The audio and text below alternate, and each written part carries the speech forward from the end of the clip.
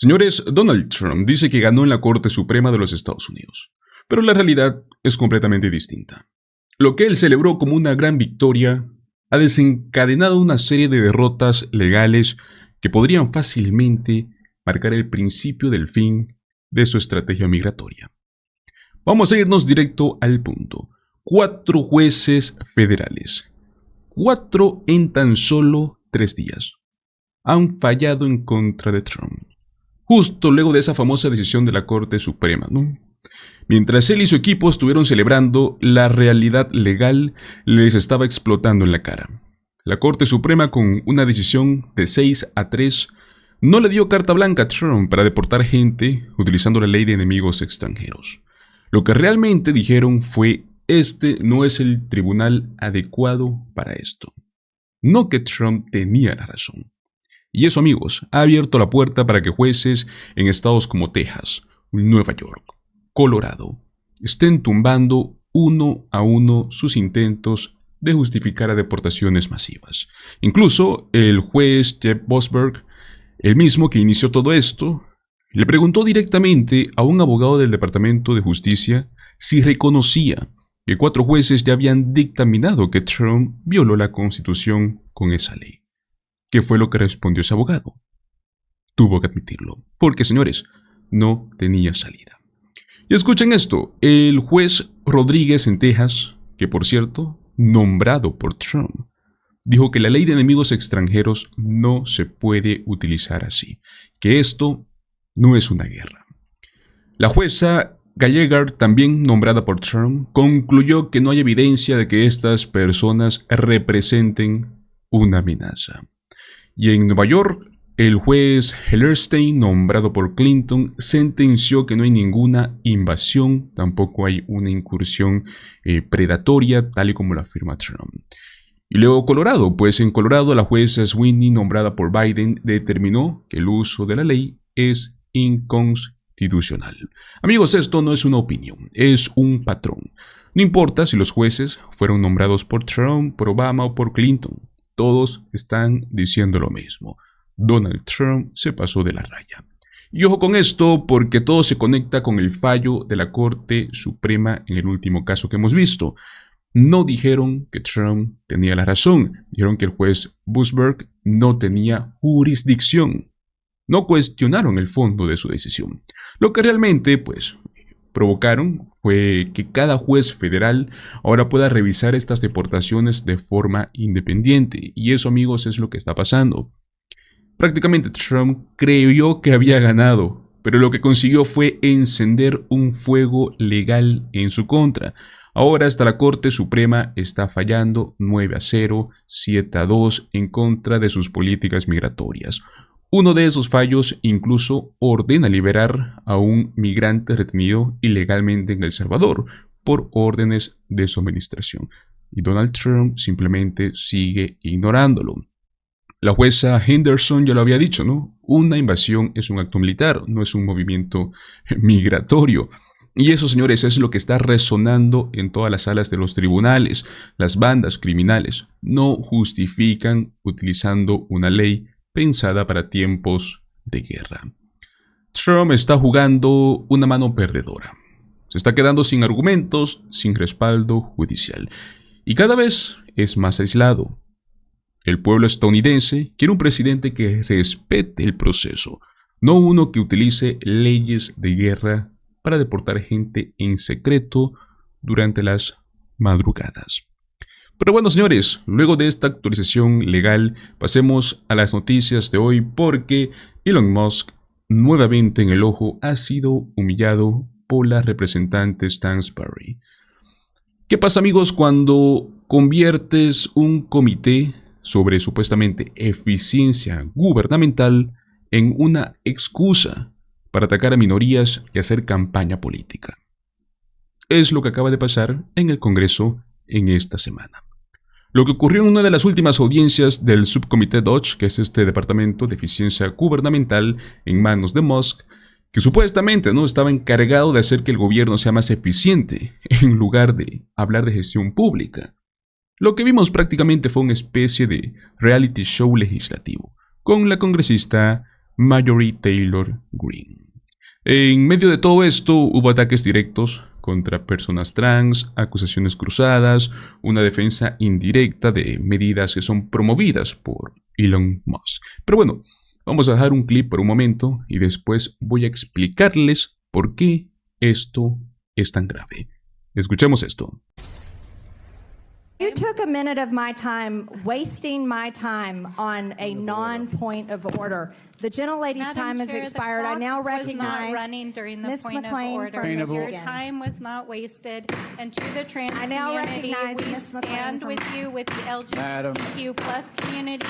We stand with you, and you can break my eardrums all you want, Madam Chair, but we stand with the LGBTQ plus community, and you can gavel me till order. This hearing will come to order. All right, this week a hearing on the House Subcommittee on Delivering on Government Efficiency, aka Doge, spiraled into chaos after the top Democrat on the committee called into question the intention of the hearing's topic, transgender athletes participating in fencing competitions.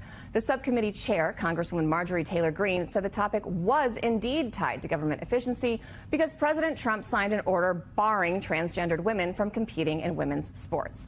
Joining us now is the ranking Democratic member on that subcommittee, New Mexico Congresswoman Melanie Stansbury. Congresswoman, that hearing seemed to get a little off topic. Why do we think Doge, something that's supposed to look into waste, fraud, and abuse from the government, is now spending time looking into sports? And what exactly prompted that heated exchange we just played?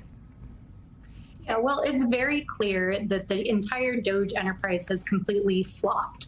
Over the last 100+ days, we've seen as not only Elon Musk has failed to deliver on any of the promises he made, the American people have spoken up that they reject the way in which he's gone about it. The mass firings, the dismantling of agencies, the data mining of our sensitive data, and setting himself up for private contracts. And now in his wake, we've got 2/3 of Americans opposing him. The president's approval ratings are in the dumps, in part because of Elon Musk and Doge. The Republicans won't even say his name in public right now, and I think that's fascinating in a hearing and in a committee that was set up to do that bidding. And so what we saw this week was a complete distraction. The Republicans are basically now using this committee to pivot to red meat issues that they think are going to give them some sort of, political cadence with their political base that have literally nothing to do with government efficiency. And I think that the Democrats showed up with the receipts. We showed up ready to defend and stand with the LGBTQ plus community and against trans hate. And the chairwoman didn't like that. And so she tried to gavel us down all committee, but we kept vigilant and we're doing the work of the American people. I do want to drill down into some of those numbers or the receipts as you were just talking about. So Elon Musk originally predicted $2 trillion in cuts to the federal budget. He then scaled that down to $1 trillion and then settled on somewhere around $150 billion in projected savings for the 2026 fiscal year. That's about 2% of federal spending. Meanwhile, there's this Wall Street Journal analysis that finds government spending since Trump's inauguration is $154 billion more than during the same period in 2024. So how can Doge justify its mission of eliminating government waste and saving taxpayer money? Do you think at this point it has been a complete failure?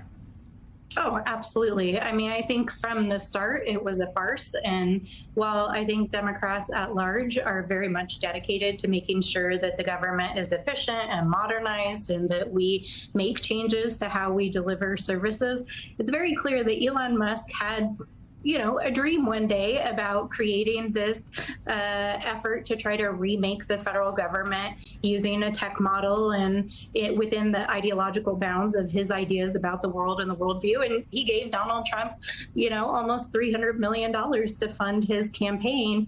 And so, sure, Donald Trump gave him carte blanche to go in there and do it. And it completely failed. He was unable to do anything that even resembled creating efficiency. And as you're pointing out, and as these studies are pointing out, Donald Trump actually increased spending over his first 100 days over the last administration, while they were withholding funding for food aid for children who were starving around the world, while they were cutting back services at Social Security, while they were holding on to vital funding to help our communities do the basic services that our seniors and our children need. So this has been a complete joke. And on his way out, as Elon Musk is headed out, and we don't know what's going to happen to the formal Doge bros who are still there, but I suspect many of them will leave since it's been such an abject failure. You know, he's leaving with having accessed and analyzed the most valuable data sets on planet Earth, and he's set himself up for billions of dollars in new contracts. But the American people don't want this. This is not what they voted for.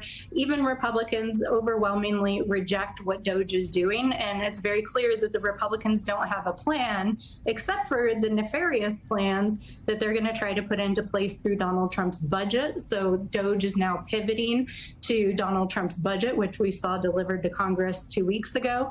And we're seeing this unprecedented effort to dismantle Medicaid, food assistance, and environmental programs to give $7 trillion in tax breaks to billionaires permanently. So that's the only agenda they have, and it is so historically and absolutely a failure and rejected by the American people. They're holding hearings, attacking trans kids, and trying to rename the Gulf of Mexico. That's their agenda. I mean, the issue is, though, if it is, as you call it, a joke, the problem is it's had some very real consequences. I mean, we were just talking in the studio here about how many folks we all know here in D.C. who have been laid off, who don't know their status, who are sitting around trying to pay their bills. What are Democrats doing to fix that? You know, USAID, I drove by it the other day. It's still shuttered. Some of these agencies are still not functioning. What are Democrats doing to solve this problem, if it is as big of a problem as you say it is? Oh, absolutely. So let me be clear. I'm not calling the consequences a joke. What I'm calling a joke is the idea that Elon Musk was going to somehow magically fix the government. The consequences have been absolutely devastating for the United States, for our federal workers, for programs, for our international standing.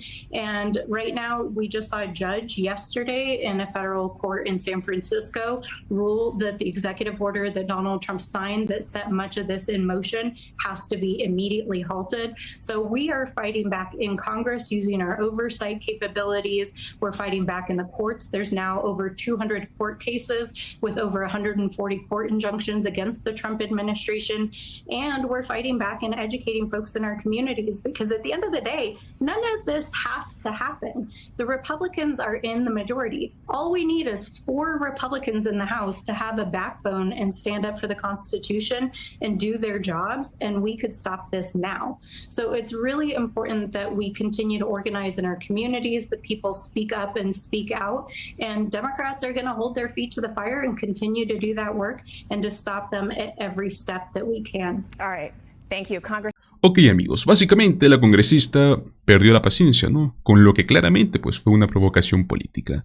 Este comité Doge se supone que trata sobre eficiencia gubernamental, ¿no? O sea, estamos hablando de reducir el despilfarro, mejorar los procesos, cosas técnicas.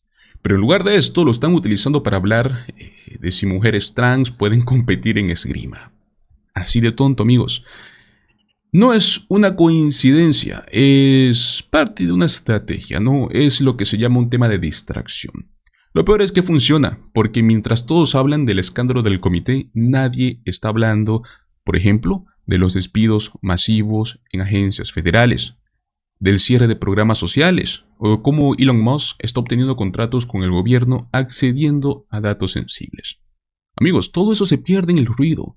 Y ojo, ¿no? Hay gente aquí que dice, bueno, pero discutir la participación de mujeres trans en deportes también es un tema legítimo. Amigos, eso es una tontería. Es un comité de eficiencia gubernamental. Lo están utilizando como una cortina de humo para poder ocultar políticas fallidas, desviarte de la atención que tú tienes que ver. Además, si hablamos de eficiencia, ¿dónde están los resultados? Elon Musk supuestamente no prometió ahorrar $2 billones. Bajó a 1 después y terminó con $150.000 millones, que es apenas el 2% del presupuesto federal. Mientras tanto, el gasto subió, la gente perdió trabajo. Entonces, ¿dónde está la eficiencia? ¿O tal vez era eficiencia solo para unos pocos? Mientras tanto, pues el discurso público también se ve polarizado, ¿no? Porque están utilizando la identidad de personas como arma política. Usan este comité como un megáfono y utilizan la palabra gobierno eficiente solo para poder justificar cualquier cosa. Esto no solo va de política, señores, va de cómo se utiliza el poder para definir temas que importan y cuáles no importan. Va de cómo se manipula los espacios públicos para empujar su agenda política. Y va sobre todo, ¿no?, de cómo algunos líderes están más interesados en pelear guerras culturales que en gobernar de verdad. Pero bueno, señores, no fue lo único que sucedió, porque como bien sabemos, esta semana pasó algo bastante escandaloso, ¿no? Una frase muy interesante que dijo el alcalde de Newark, obviamente me tenían en la mira. Si es que no lo saben, este alcalde fue arrestado en las afueras de un centro de detención administrado por Geo Group, una corporación que es privada y maneja el tema de cárceles y centros para agentes migratorios, o bueno, la agencia de control migratorio en Estados Unidos, ¿no? ¿Cuál fue su crimen para haber sido arrestado? Estar en propiedad pública, acompañado por congresistas, solo para verificar las condiciones de detención de ciertas personas bajo custodia del gobierno federal. Ya sé lo que están pensando, pero ¿acaso no es su deber como funcionario público asegurarse de que se respeten los derechos humanos en su ciudad? Exacto. Y esto fue lo que pasó. Escuchemos. We actually now have the mayor of Newark, New Jersey, Roz Braca, who just was released in the last hour, waiting to talk to us. Nice. Thank you both so much. Thank you. Mayor, it is great to see you. I know you have had quite a day. First, let me just ask you how you're doing right now. I'm okay, a little tired, but doing pretty good. Thank you. Thank God. Thank God for that. I know you're back with your family. I know you have been charged with trespassing, which just seems completely insane. We've seen the video. We just spoke with Congresswoman Bonnie Watson-Coleman, who was there with you today, and she said you were on public property at the time of your arrest. She also said that you left the premises when officers asked you to. Were you told at all why you were charged with trespassing? No, they charged me, I guess, based on the charge that they can find. We was actually allowed on the property in the first place. Nothing happened for a long, long time. For at least over an hour. And then, after they finally told us to leave and I told them I was leaving, they came outside the gate and arrested me. So it looked like it was targeted. It certainly looked like that from watching, and I know there's lots of questions I'm sure you have, we all have. Have you heard, are those charges still pending? Have they been dropped? Have you been given any indication of that? No, they haven't been dropped. I can't completely talk about the particulars of the case, they said, but have to appear in court again. So they have not dropped the charges. I've been charged with a Class C misdemeanor, a federal trespass. That is, let me ask you, I mean, you were detained for a couple of hours today. I mean, where were you detained after you were arrested? I was in a Homeland Security kind of barracks, a cell that they have there. I was being held there. And the guys from Homeland Security were very gracious, very respectful, treated me with respect and integrity. So I have nothing but respect for those guys. But, it was still a uncomfortable and humiliating situation for me.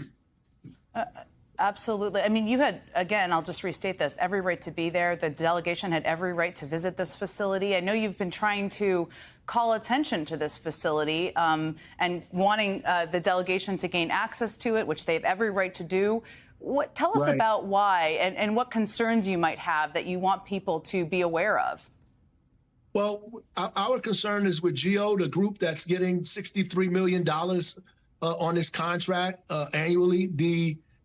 They came into the city. They have a CO from 20 years ago. The city's law say you need to have a new CO, an updated CO. They refused to do that, so we're in dispute about that in court. They wouldn't allow the health inspectors, the UCC inspectors, or the fire inspectors into the building, which is why we began coming down there regularly. I was just down there this morning. Actually, we go down there for like 15 minutes, try to get entry. They say no. We give them a citation. We're in the process of being in court. We're in court now. They're violating, just doing what they want to do, really, without respecting our authority or the laws of the city or the state. And the reality is we're in a dispute. Like, they have one point of view, we have another point of view. But disputes are settled in court. Like, ICE doesn't settle our disputes, neither does the President of the United States, nor does the U.S. Attorney. Disputes are settled in a court of law, which is what we were doing. They, taking a lead from the President of the United States, they feel like they could just violate any court and do whatever they want. You had a harrowing day, an absurd day today. I think a day that's really outraged a lot of people, including myself. Have you thought about taking any legal action in light of what took place today and what happened to you? Well, I mean, we're going through this process now, and obviously I will confer with my lawyers to figure out what's the best pathway forward on this. I think they completely violated my rights. I'm the mayor of the city. I have the right to go anywhere in this city, particularly in places where I think our laws are being violated. I went on up in a driveway with our healthcare inspectors and our fire inspectors early on, and we've been doing that for the last couple of days. They've been ignoring us. And actually, the Congress people who have oversight on this went onto the property and tried to get inside, and they made them wait over an hour, and they never got in. Never. They mentioned that, and one of the things that the congresswoman I spoke with alluded to is that she thinks they were tipped off, that perhaps they were tipped off to you coming. I don't know. Of course, this all needs to be looked into, but the nature of your arrest with masked members of ICE just felt, and we've all seen the video, I mean, incredibly suspect, just watching it. It was terrible. Go. They obviously targeted me. It was more. I wasn't the only one out there. They came directly to me, right? And tried to arrest me. No one else, me. And so I honestly believe, I was targeted there. And, it's interesting to see all these people making these comments on social media, from the government about why I was there. I didn't come down there to protest. I came down there for a press conference with the Congress people. I knew I was going to get in the building with them. I was waiting for them to return from outside of the building to participate in the press conference with them. I was already there earlier that morning. I didn't need to, if I wanted to protest, I could have protested that morning. I don't know if you've seen Alina Habba's comments, and I can ask our team if they have them. We can perhaps play them. But to your point, the administration has been out there lying about what the members of Congress were there for and what you were there for. Have you seen any of what they've said publicly? It sounds like you have. I have. I've seen it. The members of Congress didn't come down there to protest. They came down there to get a tour of the building. They made them wait over an hour. I was waiting outside for them to return so I could be a part of a press conference that they were having after it to talk to us about what they actually saw in the building. Unfortunately, none of that got to take place because the gentleman you see in his photo, the video had completely escalated this situation to a point where it didn't need to be. Mayor Baraka, I know you've had quite a long day. Before I let you go, do you have any plans to go back to this ICE facility or perhaps ask the governor or senators to go back tomorrow or the next day? Well, I think all of these elected officials of good conscience should go down there. I think all of our congressional delegation should be there. I think the senators, U.S. senators, should be at this place, considering what happened to our Congress people, that they need to be there. I think state officials need to be there as well. Our governor and other state officials need to be at this site. This is disturbing what they think they have the ability to do, and what they actually did today was terrible. Mayor. So, yep. No, go ahead. I continue. I just was going to just thank you and just really appreciate you taking the time tonight. Thank you so much, Newark, New Jersey Mayor Ras Baraka. Appreciate you. Thank you. Ok, amigos, un alcalde elegido democráticamente, cumpliendo su deber, velar por el bienestar de las personas en su ciudad. No estaba protestando, no estaba encadenado a una reja, no estaba generando disturbios. Estaba ahí como cualquier otro funcionario responsable, ¿no? Buscando respuestas. La respuesta que recibió fue un arresto, intimidación y un proceso judicial totalmente absurdo. Pero bueno, no es un caso aislado, no es parte de esta narrativa peligrosa que ha crecido bajo la sombra del discurso autoritario de Donald Trump y de sus aliados. Que cualquier crítica a las agencias federales, especialmente al tema de las agencias, de la agencia migratoria, es vista como una amenaza. Recordemos que Trump en esta administración ha elevado el tema de la agencia migratoria y de estos agentes como si fuese al nivel de una fuerza militar intocable, que ni siquiera tienen que rendir cuentas en su actuar. Ahora resulta que ni un alcalde puede entrar a inspeccionar un centro que opera con fondos públicos. Amigos, eso es preocupante. Y si tal vez alguien piensa, bueno, tal vez este alcalde exageró, ¿no? O no siguió el protocolo. Los invito a revisar el contexto. No solo iba acompañado de congresistas, sino que estaba dentro de su jurisdicción, en su ciudad, en propiedad pública. Si eso no le da derecho a estar ahí, entonces, ¿qué queda? Claro, tal vez hay quienes dicen o podrían decir, pero es que estos agentes estaban actuando por seguridad o no querían interferencias. Pero amigos, ese argumento se cae solo cuando nos enteramos que GO se ha negado reiteradamente, este grupo se ha negado a permitir el ingreso de inspectores de sanidad y de bomberos al mismo municipio. O sea, no hablamos de activistas con pancartas, hablamos de inspectores, profesionales, funcionarios públicos. Señores, le pagan a esta gente para hacer eso. Aquí no tenemos un problema de seguridad, es un problema de secretismo, impunidad con la cual operan estas empresas privadas. Se benefician del sufrimiento humano sin que nadie lo supervise. Lo que vimos, señores, no solo es un abuso contra este alcalde, es un mensaje de advertencia. Si ellos pueden hacerle esto a un alcalde, ¿qué no harán con un ciudadano común y corriente? Especialmente si es inmigrante, o si es pobre, o si es racializado. Y más grave aún, esto refleja cómo el legado de Trump sigue vivo en ciertas instituciones que se creen por encima de la ley. Yo creo que la posición es muy clara, ¿no? Esto es un abuso de poder. Es una criminalización del deber público. Un recordatorio de que se necesita transparencia, se necesita vigilancia ciudadana más que nunca. Pero bueno, ¿qué piensan ustedes? ¿Qué opinan sobre lo que le pasó a este alcalde? ¿Creen que estos agentes migratorios y estas empresas privadas deberían de tener menos poder? Los invito a que me dejen sus opiniones en la caja de comentarios. Muchísimas gracias por acompañarme el día de hoy. Como siempre, recuerda dejarme tu like, compartir este video y suscribirte a nuestro canal Políticamente en Desacuerdo. Nos vemos en el próximo video. Hasta luego.